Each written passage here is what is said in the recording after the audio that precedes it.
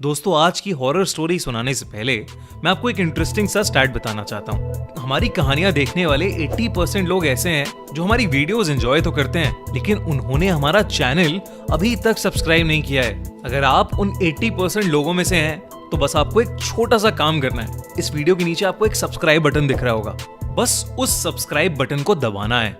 बस इतना सा काम करना है आपको, और लगे हाथों बेल आइकन भी प्रेस कर देना, ताकि हमारी लेटेस्ट वीडियो आते ही आपको सबसे पहले पता चले।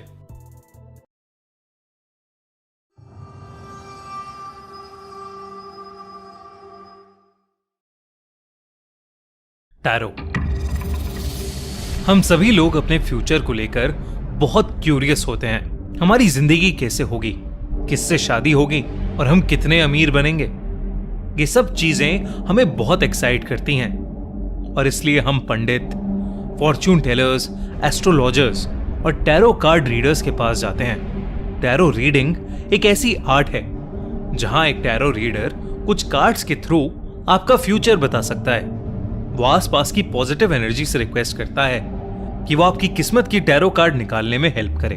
पर क्या होगा अगर टैरो रीडिंग में पॉजिटिव की जगह नेगेटिव एनर्जी आ जाए तो? 25 साल की मेहर को भी ये सब चीजें बहुत एक्साइट करती थीं। उसने अपनी मेडिकल की पढ़ाई छोड़कर टैरो रीडिंग करना सीखा था, और वो इसी में अपना करियर बनाना चाहती थी। अपनी मेडिकल की पढ़ाई छोड़ने की वजह से उसके पेरेंट्स उससे बहुत नाराज थे, और इसी के चलते मेहर अपना दिल्ली का घर छोड़कर जयपुर में अकेले रहने आ गई थी। मेहर के पास कई क्लाइंट्स आना शुरू हो गए थे। वो सब अपनी टैरो कार्ड रीडिंग्स करवाते थे, और मेहर एकदम साफ नियत से उनकी रीडिंग्स भी करती थी। एक दिन मेहर की छोटी बहन खुशी उससे मिलने जयपुर आई। इतने वक्त बाद खुशी से मिलकर मेहर बहुत खुश थी, मगर खुशी मेहर को एक बुरी खबर देने आई थी। दोस्तों, अगर आप ट्रेडिंग करते हैं या ट्रेडिंग की दुनिया से मनी अर्न करना चाहते हैं, तो बिनोमो ऐप एक बहुत ही अमेजिंग और रिलायबल ट्रेडिंग प्लेटफॉर्म है, जिस पर ट्रेड करके आप 90% तक प्रॉफिट्स अर्न कर सकते हैं। बिनोमो पर आपको मिलती है सारे फाइनेंशियल ट्रांजैक्शंस की ट्रांसपेरेंसी, और इस ऐप पर वेरिफिकेशन, विड्रॉल्स सब कुछ बहुत ही तेजी से होता है। बिनोमो पर मनी डिपॉजिट और विड्रॉल का प्रोसेस भी बहुत ही आसान है। यहाँ पर जाकर आप अपना पहला डिपॉजिट कर सकते हैं, और ट्रेडिंग से कमाए हुए पैसों को इजीली यहाँ से विड्रॉ भी कर सकते हैं। सिर्फ इतना ही नहीं, बिनोमो पर ट्रेड करना कितना इजी और फन है, ये भी देख लेते हैं। बेसिकली बिनोमो पर आप जितने ज्यादा अमाउंट का ट्रेड करेंगे, प्रॉफिट्स भी उतने ज्यादा होंगे। जैसे अभी मैंने ये प्रेडिक्ट किया कि ये ग्राफ अब जाएगा, और अब पर ट्रेड कर दिया। देखो ग्राफ कैसे ऊपर जा रहा है। तो दोस्तों, करोड़ों लोग बिनोमो ऐप यूज करके पैसे कमा रहे हैं, तो देर किस बात की। पिन कमेंट पर दिए हुए लिंक पर जाकर आप भी डाउनलोड करो बिनोमो ऐप और खूब सारे पैसे कमाओ। उसने मेहर को बताया कि मेहर के पापा की तबीयत बहुत खराब है, और डॉक्टर ने बोला था कि वो कुछ ही दिन जी पाएंगे। ये सुनकर मेहर बहुत उदास हो गई और रोने लगी। खुशी ने मेहर से घर वापस चलने को कहा, और खुशी ने कहा कि उसे पापा के आखिरी वक्त में उनके साथ होना चाहिए।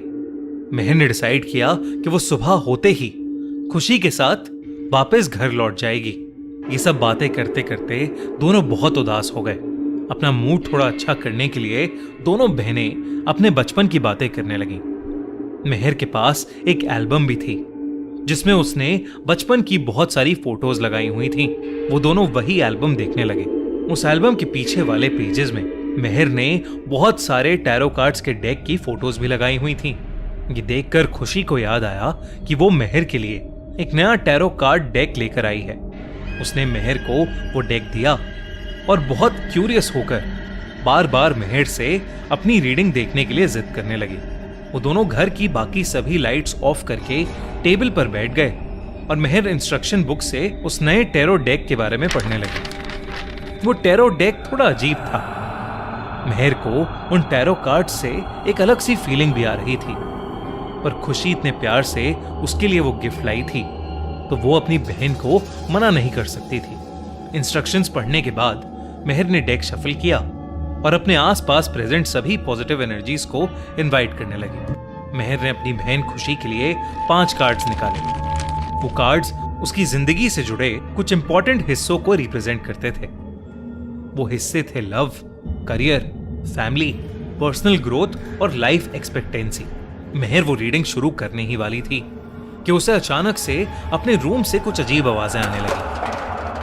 वो खुशी को वहीं छोड़कर अपने रूम में चेक करने गई तो उसने देखा कि उसकी अलमारी खुली पड़ी थी और उसमें से सभी टैरो कार्ड डेक्स जमीन पर गिरे पड़े थे। ये देखकर मेहर बहुत हैरान थी क्योंकि अलमारी का दरवाजा तो बंद था, तो फिर अचानक कैसे वो अपने आप खुल गया। मेहर जमीन पर फैले अपने कार्ड्स उठाने लगी कि तभी उसे ऐसा लगा कि जैसे कोई उसे उसके बेड के नीचे से झांक रहा हो। मेहर ने जैसे ही बेड की तरफ देखा तो अचानक से एक सर बेड के नीचे से चला गया, मानो मेहर से छुप रहा हो।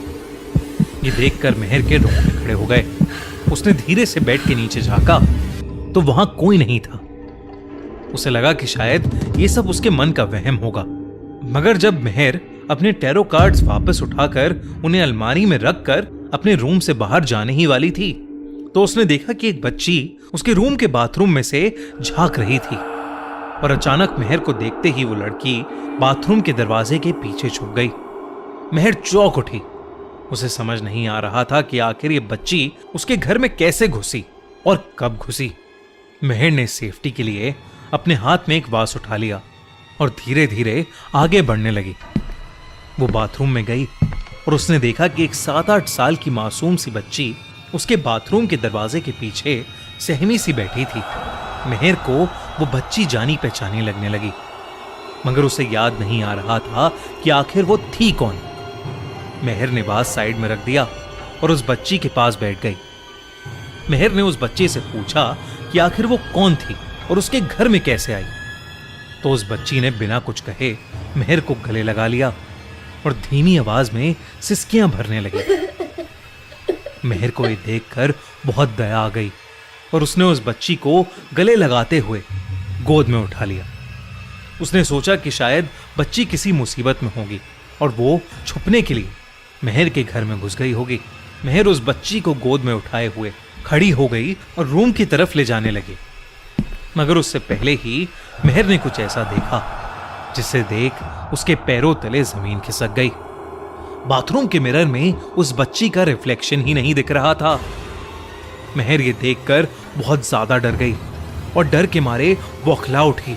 उसका पैर पीछे रखी बाल्टी से टकरा गया और वो नीचे गिर पड़ी। मेहर की गिरने की आवाज सुनकर खुशी भागती हुई मेहर के रूम में आई और जमीन पर पड़ी मेहर को उठाकर बाहर टेबल पर ले आई। मेहर के साथ अभी जो हुआ उससे वो बहुत ज्यादा डर गई थी। वो छोटी लड़की आसपास कहीं नहीं दिख रही थी। मेहर खुशी को सब कुछ बताने लगी। खुशी ने मेहर को पानी दिया और मेहर से कहा कि शायद ये सब उसका वहम है। मेहर जब थोड़ा शांत फील करने लगी तब खुशी ने मेहर से कहा कि उसकी टैरो रीडिंग बीच में ही रह गई है और उन्हें उसे पूरा कर लेना चाहिए, मगर मेहर इस हालत में नहीं थी कि वो कुछ भी कर पाती। वो खुशी को अपने साथ हुए इंसिडेंट के बारे में वापस बताने लगी कि तभी मेहर का फोन बज उठा। फोन पर मेहर की मॉम का कॉल आ रहा था। मेहर ने फोन उठाया तो उसकी मॉम फोन पर बहुत ही ज्यादा रो रही थी। मेहर को लगा कि शायद उसके पापा की तबीयत बहुत ज्यादा बिगड़ गई होगी। मेहर ने उनसे पूछा कि उसके पापा कैसे हैं, तो उसकी मॉम ने कहा कि उसके पापा तो बिल्कुल ठीक हैं, मगर उसकी बहन खुशी का एक्सीडेंट हो गया है। उन्होंने आगे बताया कि दोपहर में खुशी उसी से मिलने जयपुर के लिए निकली थी जब उसकी गाड़ी एक ट्रक से टकराकर खाई में गिर गई। आसपास के लोगों ने बुलडोजर बुलवा के उसकी गाड़ी को खाई से बाहर निकलवाया, तब भी उसकी सांसें चल रही थीं। तो लोकल लोग खुशी को हॉस्पिटल ले गए और वो अभी बहुत क्रिटिकल कंडीशन में है। ये सब सुनकर मेहर को ऐसा लगने लगा कि जैसे वो अभी बेहोश हो जाएगी। उसका सर एकदम से बहुत भारी होने लगा। उसका पूरा शरीर ठंडा पड़ने लगा था और वो डर के मारे कांपने लगी थी। उसके सामने बैठी खुशी उसे देखकर मुस्कुराने लगी। तभी अचानक खुशी का चेहरा बदलने लगा। वो उसी छोटी बच्ची में बदल गई जिसे अभी कुछ देर पहले मेहर ने देखा था। धीरे धीरे वो हंसती हुई छोटी लड़की मेहर के पास आने लगी। उसका चेहरा डरावना होता जा रहा था। ऐसा लग रहा था कि वो मेहर को चोट पहुंचाना चाहती है। अचानक ही उसने मेहर पर अटैक कर दिया और मेहर नीचे गिर पड़ी। वो छोटी सी लड़की मेहर के ऊपर चढ़कर उसका गला घोटने लगी। मेहर ने किसी तरह पास में पड़ा वास लिया और अपनी पूरी ताकत से उस छोटी लड़की के सर पर दे मारा। वो लड़की कहीं हवा में गायब हो गई और मेहर बेहोश हो गई। जब मेहर को होश आया तो उसने देखा कि उसके आसपास कोई नहीं है, ना वो छोटी लड़की और ना ही खुशी। बस वो टैरो कार्ड्स पड़े हैं जो उसने खुशी की टैरो रीडिंग के लिए निकाले थे। उसने कांपते हुए एक एक करके उन कार्ड्स को सीधा किया तो देखा कि वो सभी कार्ड्स ब्लैंक थे। बस आखिरी 5th कार्ड ही प्रिंटेड था। उस कार्ड को मेहर ने सीधा किया तो उस पर लिखा था डेथ। और तभी मेहर की मॉम का फोन फिर से बजा और उन्होंने मेहर को बताया कि खुशी की हॉस्पिटल में ही डेथ हो गई है। मेहर को कुछ समझ नहीं आया कि अचानक उसके साथ ये सब क्या हो गया। मेहर ने जब मालूम किया तो उसे पता चला कि जयपुर के जिस घर में वो रहती थी उसमें एक छोटी लड़की की मौत हो गई थी और उस छोटी लड़की की आत्मा अक्सर वहां भटकती है। इस इंसिडेंट के बाद मेहर कई दिनों तक शॉक में थी। उसने टैरो रीडिंग करना बिल्कुल बंद कर दिया था और वो वापस अपने मम्मी पापा के पास ही दिल्ली शिफ्ट हो गई। आज भी वो रात में ठीक से सो नहीं पाती।